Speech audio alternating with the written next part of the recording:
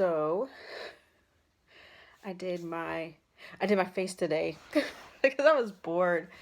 I You get cabin fever a little bit, and you forget sometimes what it's like when you get ready to go out, and it's like, I don't know, it's just like it makes you feel better about yourself when you're able to fix your face up, dress up a little bit.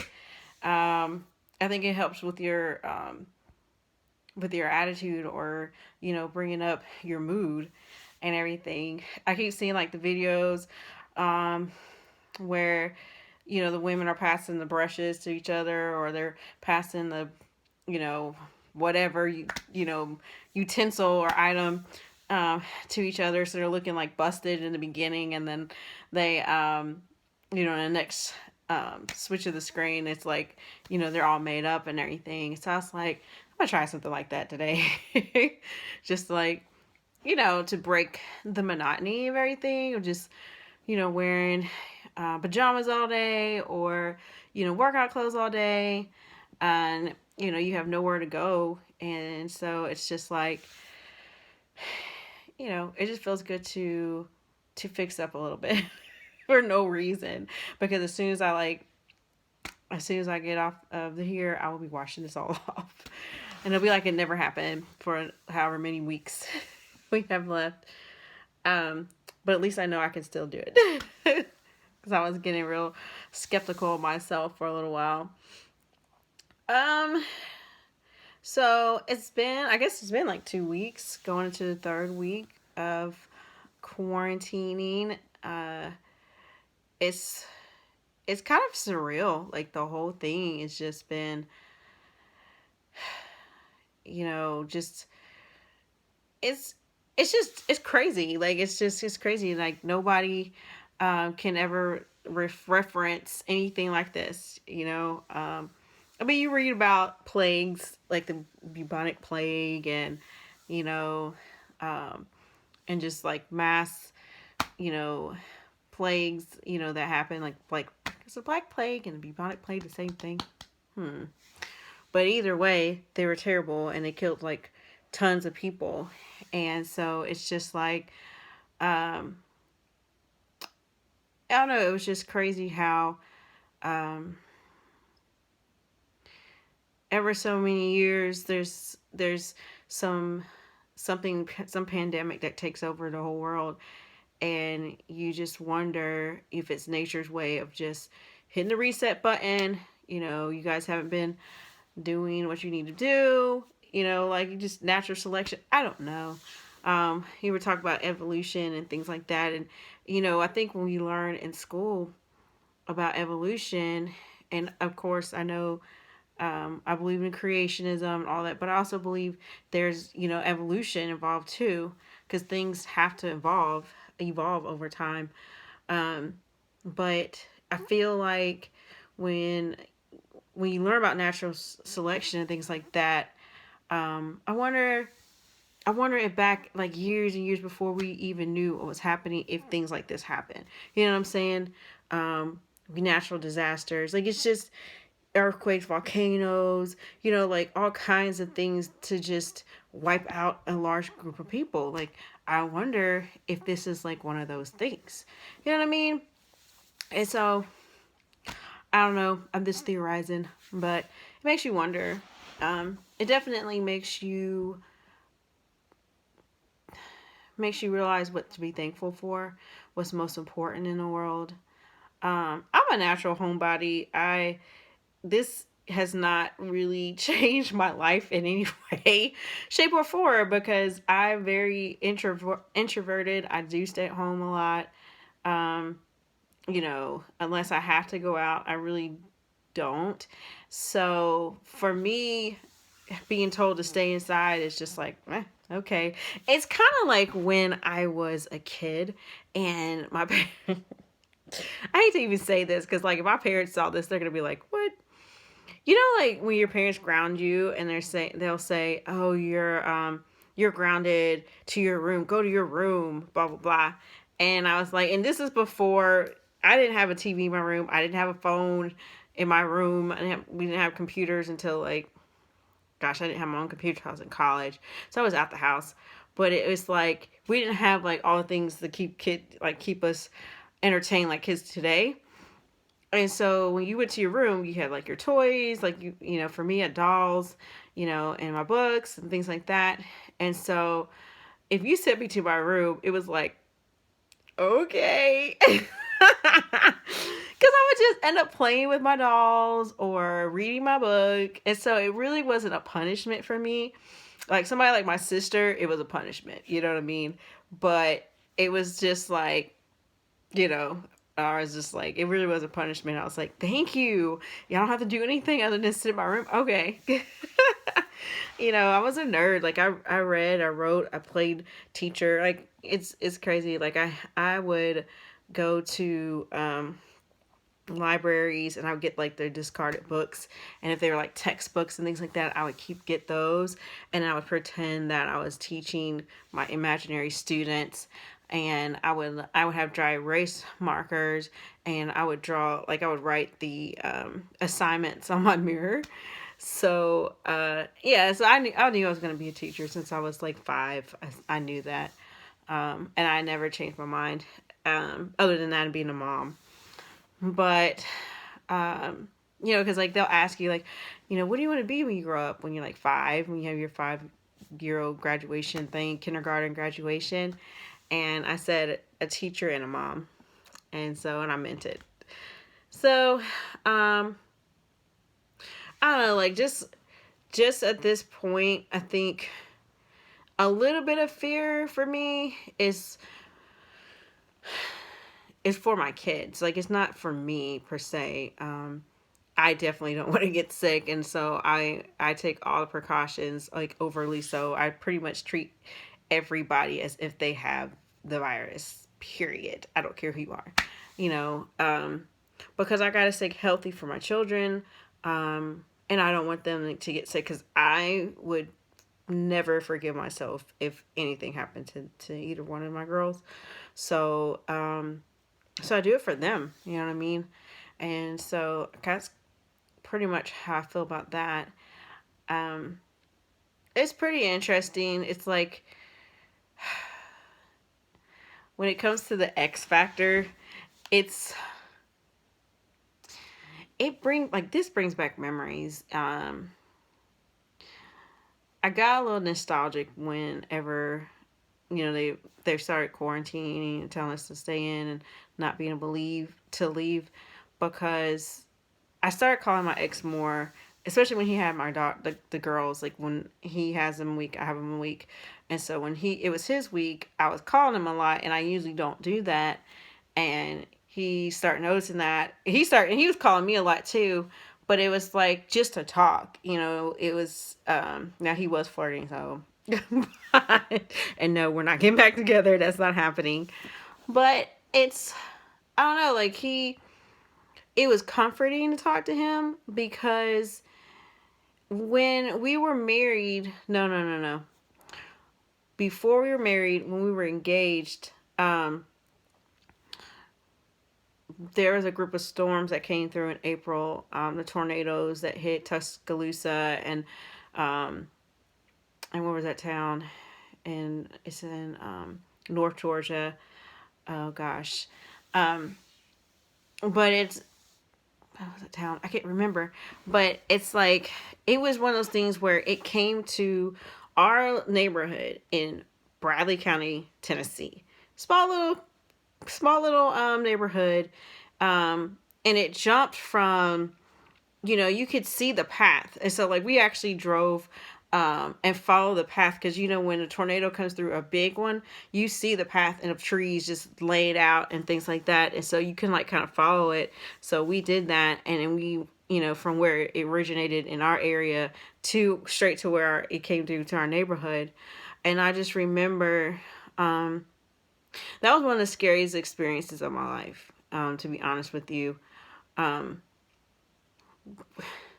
it comes to tornadoes, it's similar to now. It's like people don't take them seriously until it happens to you. And like for me, tornadoes happen to the people in Kansas, people out west. other people, they don't happen to me. They'll happen in my town. When we had tornado warnings, it was like, okay, let's go in the basement. But it was never like, I never felt a threat of it being anything that would hurt me or harm me in any way. So I remember teaching that day, and we were in the halls, and one had actually came through town. I found that out later because, people were texting and stuff, and they would send pictures. And I was like, what the heck? And so I remember we stayed there for a while, and then they sent us home, and they were saying because there was going to be another one passing that evening. So I remember my ex coming from, he lived in Ottawa, which is like 20 minutes from where I lived. Um, and we just, kind of stayed in my house, and, the power went out. So, which means we couldn't charge our phones. Our batteries were dying. So we would run out to the cars to charge our phones in a car. And then, I will never forget, it was windy because, the day before, the tree in our backyard, my backyard, had fallen and hit the house behind me. And I was always fearful that that tree was going to hit my house.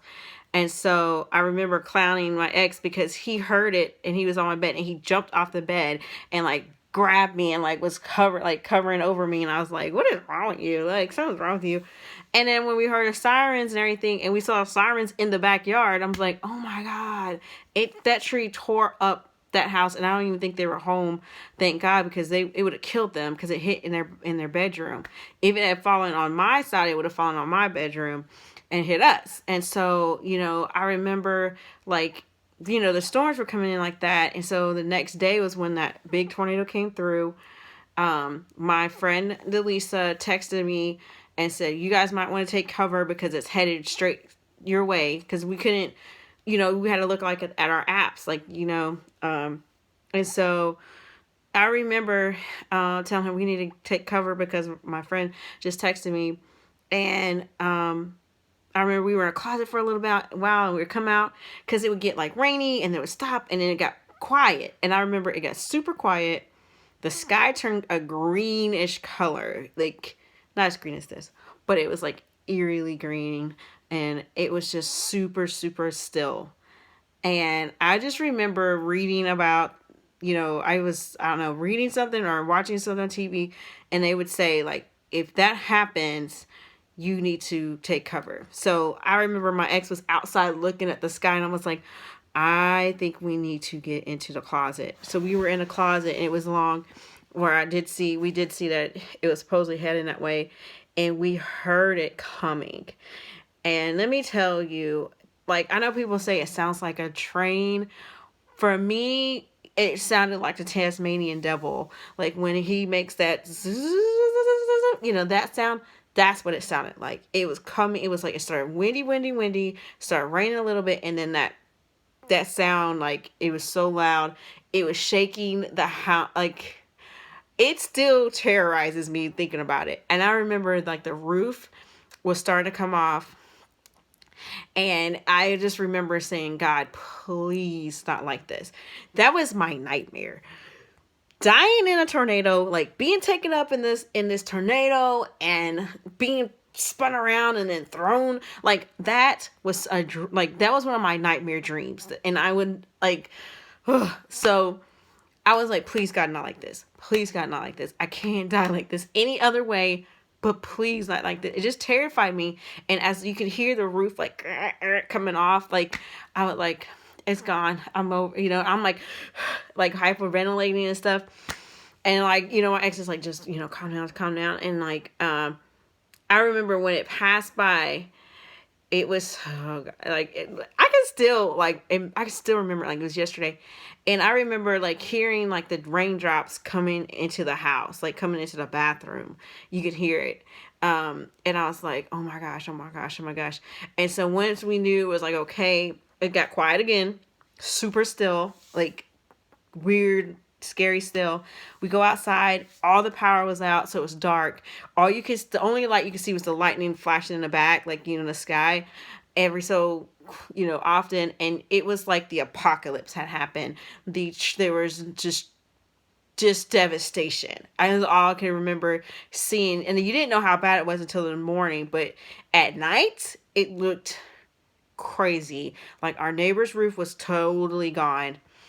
Um, Houses were gone, and it was like I I just like that when I tell you, like, I still have PTSD to this day when it comes to like any tornado warnings, anything, storms. I would hyperventilate for a while, like afterwards. And my little friend Heather, she was so sweet because she would call me. She's like, "Are you okay? There's gonna be a storm. How are you feeling?" Like she was so sweet about it. And my ex would do the same thing, checking on me. I remember it was like storming one time. I had pulled over because I was like started like shaking, and it was just all I could say. The next day, just devastation. Trees were down. You couldn't really even get out of the neighborhood. Like, they had to come in with the chainsaws and everything. My whole backyard was just flat. I had a fence was gone. I had a what do you call that thing? A shed gone. What else was gone?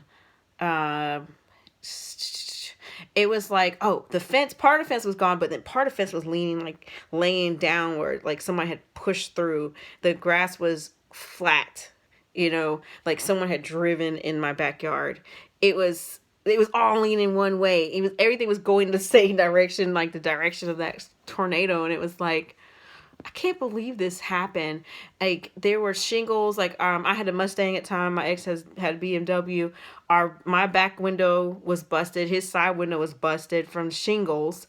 There was a shingles driven into the ground. Like you couldn't even pull them up, and it was just like so so bad. Like part of our roof was gone. No power, and so I remember I said this all to say we didn't have power for like a week week and a half, something like that. And so nothing, the fridge, all the stuff was ruined just about. We had to cook on the grill.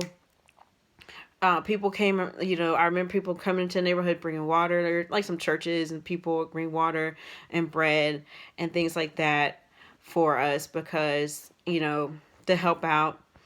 And I remember at some point we had a curfew.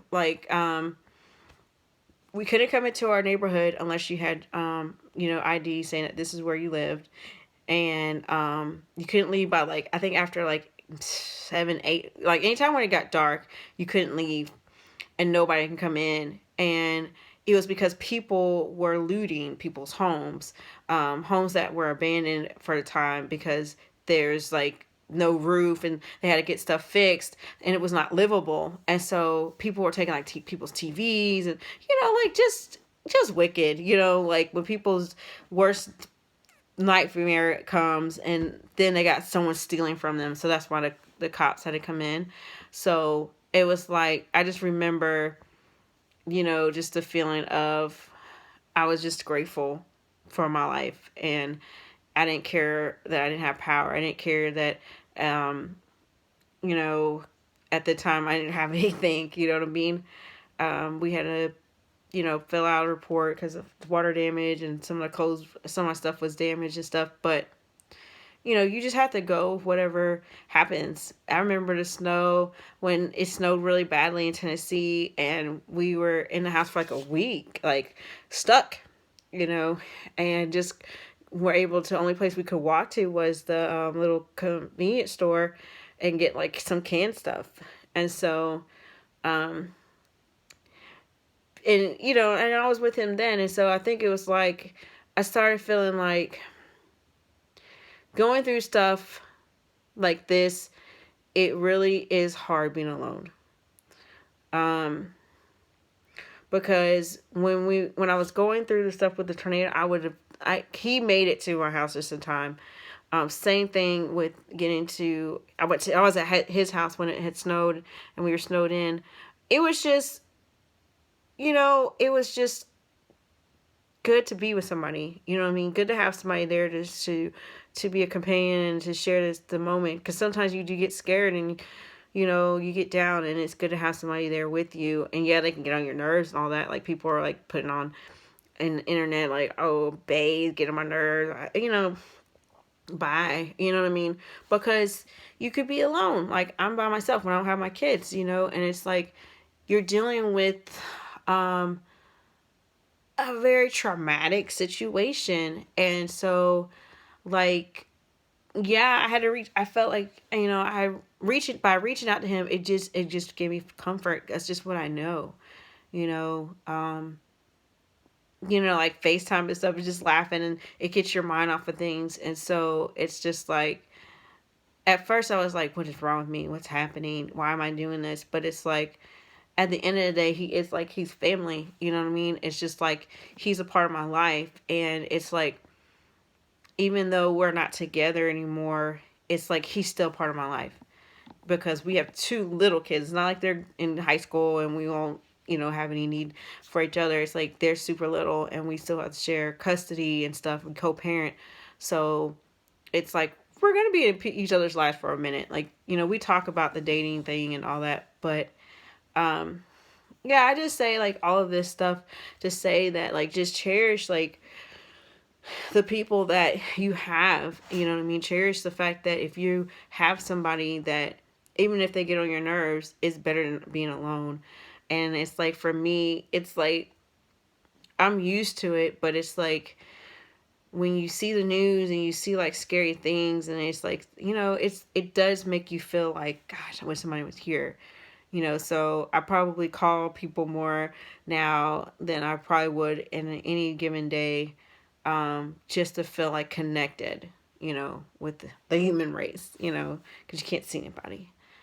And so yeah, and he peeped that. He was like, I was just wondering why you were calling me and this and that more so, but I don't know. I just think that it's needed. And however long this is gonna be, it's good to know when you have someone that you cared about, and even though you may not be where you used to be with them, it's like that we have a deep enough friendship.